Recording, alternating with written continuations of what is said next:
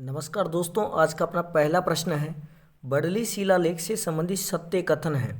तो दोस्तों इसका राइट आंसर हो जाएगा डी, उपर्युक्त सभी। ये 443 ईसा पूर्व का है, ये बिल्कुल सही है। ये राजस्थान का सबसे प्राचीनतम शिलालेख है, ये भी सही है। ये बेलोत माता मंदिर से प्राप्त हुआ अजमेर से, बिल्कुल ये भी दोस्तों सही है।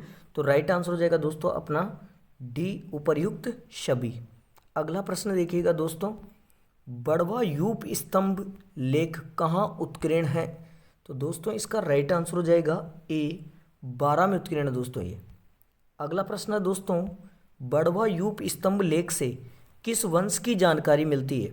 तो दोस्तों राइट आंसर हो जाएगा डी, मोखरी वंश की जानकारी मिलती है। ब्रह्मर माता शिलालेख से संबंधित सत्य कथन बताना है दोस्तों। तो दोस्तों इसका राइट आंसर हो जाएगा डी, उपर्युक्त सभी। ये छोटी शादरी प्रतापगढ़ से प्राप्त हुआ, बिल्कुल सही है दोस्तों। इसके रचनाकार ब्रह्मसोम थे, बिल्कुल सही बात है दोस्तों। इसमें गौरवंश व ओलिकार वंश की जानकारी मिलती है, ये भी बिल्कुल सही है दोस्तों। तो इसका राइट आंसर हो जाएगा दोस्तों डी, उपर्युक्त सभी। अगला प्रश्न है दोस्तों, किस शिलालेख में रमाबाई को वागीश्वरी कहा गया। तो इसका राइट आंसर हो जाएगा ए, जावर शिलालेख में कहा गया। अगला प्रश्न, 625 ईस्वी के वसंतगढ़ शिलालेख से संबंधित सत्य कथन है।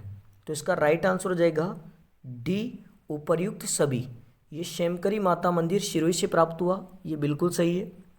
इसमें चावंडा वंश के शासक व्रमलात की जानकारी मिलती है, ये भी बिल्कुल सही है। इसमें राजस्थानी आदित्य शब्द का प्रयोग हुआ, ये भी सही है। तो राइट आंसर हो जाएगा दोस्तों इसका डी, उपर्युक्त सभी। अगला प्रश्न है, राजस्थान में सती प्रथा का प्रथम उल्लेख किस शिलालेख से मिलता है। तो इसका राइट आंसर हो जाएगा घटियाला शिलालेख से हमारे को ये जानकारी मिलती है। अगला प्रश्न है, हर्षनाथ प्रशस्ति किस चौहान शासक से संबंधित है। तो इसका राइट आंसर हो जाएगा विग्रहराज द्वितीय से संबंधित है ये प्रशस्ति। अगला प्रश्न है, बिजोलिया शिलालेख कब का है। तो दोस्तों ये 5 फरवरी 1170 का है बिजोलिया शिलालेख। अगला प्रश्न है, बिजोलिया शिलालेख का लेखक है। तो ये देखो दोस्तों ध्यान से देखना इस प्रश्न को।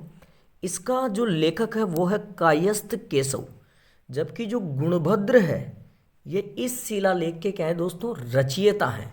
जबकि इसके लेखक कौन है, कायस्थ केशव। तो लेखक पूछा जाए तो कायस्थ केशव और रचयिता पूछा जाए तो गुणभद्र। अगला प्रश्न है दोस्तों, किस शिलालेख में रावल समर सिंह को शत्रुओं पर सिंह के समान बताया गया है। तो दोस्तों इसका राइट आंसर हो जाएगा सी, चिरवे के शिलालेख में बताया गया है। अगला प्रश्न है दोस्तों, किस शिलालेख में सर्वप्रथम बड़गुजर शब्द का उल्लेख हुआ।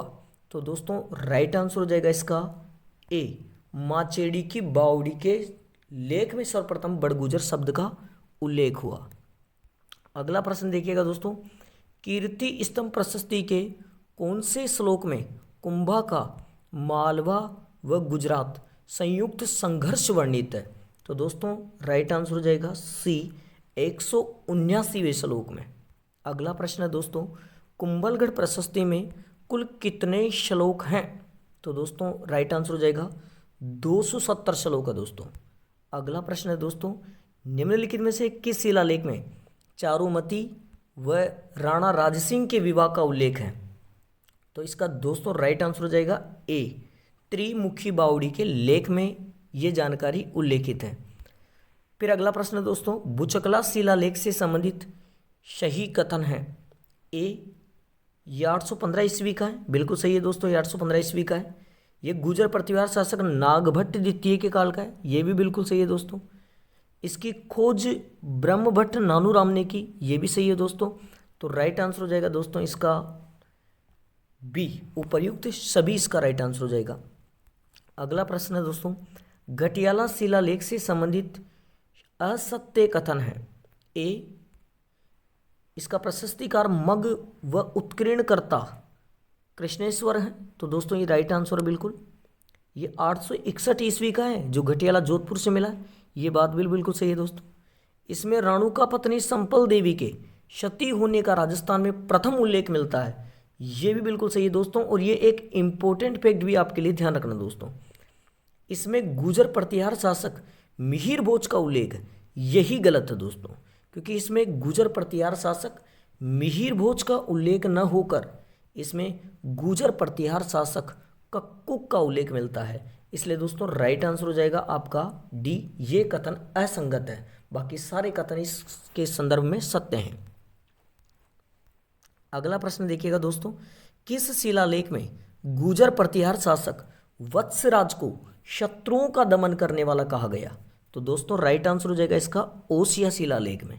अगला प्रश्न है दोस्तों अपने पास, निम्न में से किस शिलालेख में 4 वर्ण व्यवस्था की जानकारी मिली? तो दोस्तों ये भी आपका हो जाएगा ओसिया शिलालेख, इसी में ये जानकारी मिलती है। किस लेख में 1615 में हुई प्रथम मुगल मेवाड़ संधि का वर्णन मिलता है?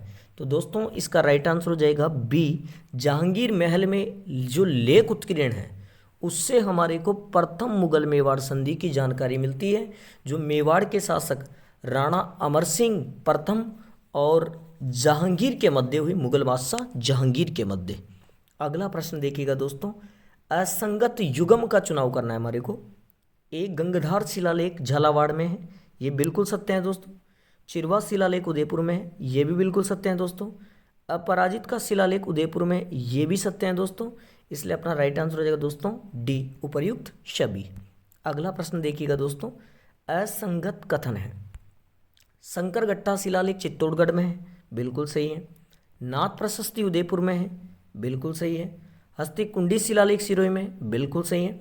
तो राइट आंसर हो जाएगा दोस्तों डी, उपर्युक्त सभी। अगला प्रश्न देखो दोस्तों, राजस्थान का कौन सा शिलालेख वर्ष पर्यंत अधिकांश समय में पानी में डूबा रहता है? तो दोस्तों इसका राइट आंसर हो जाएगा ए, नांदसा शिलालेख वर्ष पर्यंत अधिकांश पानी में डूबा रहता है।